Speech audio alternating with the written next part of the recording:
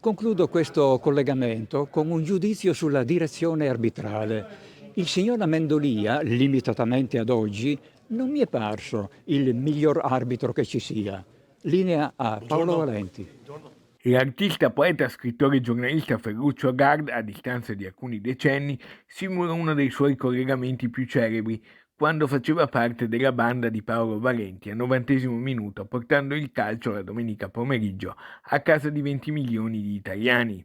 Oggi racconta la sua produzione artistica. Sono da 20 anni pittore a tutto campo, sono fra i pionieri dell'arte programmata e cinetica. Ho fatto 170 mostre personali in tutto il mondo, 7 biennali di Venezia, e sto lavorando giorno e notte.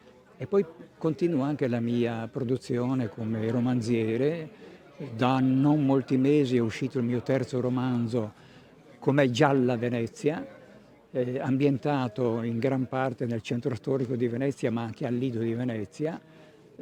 Romanzo nel quale fra una risata e l'altra, fra un delitto e l'altro, succedono cose terribili.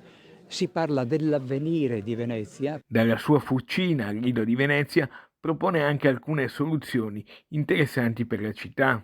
Propongo delle innovazioni tecnologiche realizzabili che potrebbero trasformare completamente la città di Venezia e farla ritornare grandissima e popolata, far ritornare chi è andato via da Venezia, fare arrivare persone qualificate da tutto il mondo, non come turisti, ma per viverci.